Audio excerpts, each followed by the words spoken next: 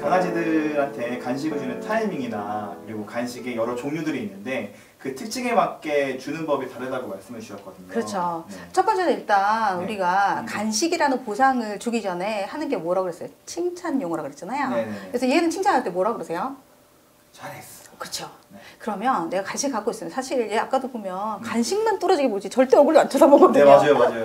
맞죠? 네. 그래서 얘 목적은 지금 상을 받는 거잖아요. 그 전에 반드시 하셔야 될 게 칭찬 용어예요. 그래서 잘했어 이렇게 하고 간식을 주시게 되잖아요. 네. 그래서 이 타이밍이 잘했어라는 용어가 나오는 칭찬이란 용어가 나온 타이밍이 보통 1.5초 내외가 좋고요. 뭐 길게는 학자에 따라서 3초까지도 기억을 한다고 해요. 근데 그런 거 있잖아요. 내가 곰곰이 생각해보니 네가 어제 대소변을 잘 가렸어. 네. 이런 거 설명해줘도 모르거든요. 그렇죠. 그렇죠? 그래서 1.5초 내외의 칭찬이든 아니면 안 돼라는 금지 용어를 하던 이런 것들은 1.5초 내외, 길어도 3초 이내에 시행이 돼야 되고요. 그 다음에 이제 간식을 급여하게 되는데요. 이 간식들이 종류가 되게 많잖아요. 예를 들면 뭐 비스킷도 있고 씹어 먹는 것도 있고 이렇게 볼 타입, 그 다음에 뭐 저키류, 그 다음에 이런 캔 종류도 있고. 근데 제가 설명드릴 때 약간 길다란 간식들이 필요하거든요. 저키로 된. 길다란 간식. 네. 기호성이 좋은 맞아요. 제가 이렇게 굳이 종류별로 하는 이유가 이 간식마다 줄 수 있는 특징들이 좀 차이가 나거든요. 네. 그쵸? 그래서 이렇게 한번 보시게 되면요. 먼저 예를 들어서 잘했어 라는 칭찬 요구를 하고 난 뒤에 간식을 주게 되는데요. 비스킷 같은 걸 주게 된다면 보시면 이렇게 딱 부스러뜨리면 어떻게 돼요? 청소해야 돼요. 부스러기가 떨어지죠. 네. 자, 그러면 내가 칭찬하기 위해서 잘했어 하고 탁 부스러뜨렸는데 이건 아직 안 주려고 이렇게 기다리고 있는데 밑에 떨어지면 불로소득을 찾게 돼요. 그쵸? 그럼 내가 만약에 교육을 시키는데 얘는 이 손이 아니라 바닥을 막 킁킁거리면서 다니게 되는 거죠. 그래서 비스킷도 이제 좋은 간식 종류이긴 한데요. 교육을 시킬 때는 부스러기가 생긴다는 약간의 그런 그 특징들이 생길 수가 있어요. 그 다음에 이렇게 조그마한 것들 있죠.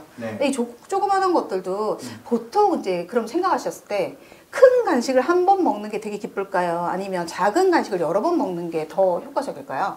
작은 간식을 여러 번 먹을 때? 그쵸. 왜 그러냐면 그런 게 있어요. 동물원 아이들 있잖아요. 수달 이런 애들 가르칠 때도 만약에 생선을 길다란 거 한 개 주면 한 개 다 먹을 때까지 기다려야 돼요. 그리고 한 마리 먹었는데 배부르거든요. 더 이상 말을 안 듣죠. 그래서 좀 잘게 잘라서 여러 번 급여하는 것이 훨씬 무엇을 가르칠 때는 효과적인데요.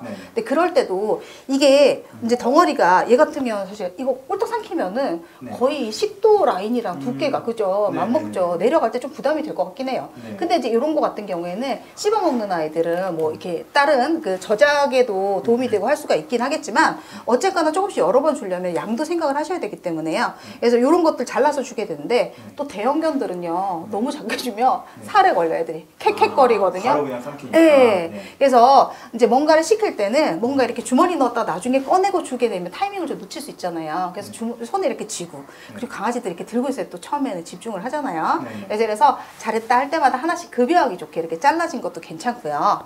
또 이렇게 보시게 되면 기호도가 높은 것 중에 하나는 이렇게 캔으로 된 것들이 있어요. 이게 습성 성분들이 보통 보면 기호도가 되게 높은 편이거든요. 요거는 추후에 칫솔질 교육이라든지 상호작용 장난감 놀이에도 알려드릴 거예요.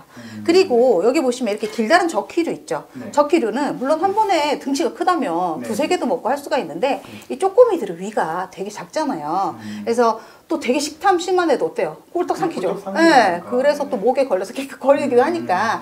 자, 우리가 교육을 할 때 좀 나눠서 주는 게 좋다고 했잖아요. 그래서 이렇게 조금씩 끊어 주시는 거고 쉽게 끊어지잖아요. 이거는 부스러기가 안 떨어지네요. 네, 부스러기가 비스킷에 비해서는 장점이 되게 많죠. 그리고 기호도도 비스킷보다는 보통 이런 저키류가 높은 편이에요. 그래서 왜 우리가 처음에 모르는 것을 알게 하도록 가르칠 때는 기호도가 높은 거.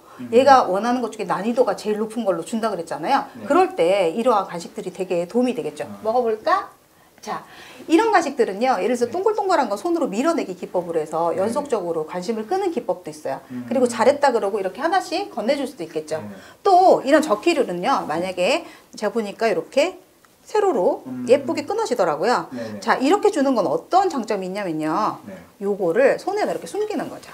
만약에 얘가 빗질하는 걸 싫어요. 그러면 제일 이제 여기서 원칙은 뭐냐면 얘가 불편한 게 다가가기 전에 얘가 좋아하는 것으로 관심을 끄는 거거든요. 이런 거죠. 맛있는 거 주면서 얘가 조금씩 끊어 먹고 있죠. 그럴 때 집중해서 빗질 교육을 진행을 할 수가 있어요. 그래서 이렇게 길다란 간식 같은 경우에는 조금씩 얘가 먹을 때마다 봐요. 지속적으로 좀 관심을 끌 수 있죠. 그렇죠? 조금씩 먹을 때 뒤에서 적응 교육들을 진행할 때 이럴 때 도움이 되거든요. 그래서 밀어내기 교육을 할 때 되게 효율적으로 쓸 수가 있어요. 그래서 간식 종류는 이렇게 다양하고요. 이러한 간식들을 상호작용 장난감 같은 데 넣어주시기도 하고요. 또 때때로는 끊어서 하나하나씩 급여하시기도 하시고요. 마지막으로 먹는데 시간이 되게 오래 걸리는. 그죠? 근데 예를 들어서 앉아 가르치는데 앉아 해놓고 이거 주면 자, 줄 때는 상인데 뺐으면 벌이에요. 아, 그죠. 그쵸? 그러면 상 줬다가 다음 앉아를 시키려고 뺐으면 벌이 되잖아요. 역효과가 나겠죠. 그래서 이거는 새로운 것들을 가르치기보다는 어떨 때 있어요. 이 동장 교육에서 이 동장 안에서 좀 편하게 오래 있게 한다거나 내가 외출을 할 건데 너 씹어먹고 놀고 있어. 이럴 때라던가 그죠? 집에 손님이 오셨어요. 손님이랑 이야기해야 되니까 너는 저기 가서 편하게 놀고 있을래? 이렇게 시간을 좀 지속할 때는 이런 씹는데 오래 걸리는 그런 껌들이 또 도움이 될 수가 있겠죠. 네, 이거는 일반적인 캔 종류고요. 우리가 기호도가 굉장히 높으면서 장난감 같은 데 발라주실 수도 있고요. 활용도가 되게 높습니다. 칫솔질 교육할 때도 칫솔에 발라주시게 되거나 이렇게 하실 때도 도움이 돼요. 그래서 이런 특징에 따라서 사용을 좀 해줄 수가 있을 것 같아요.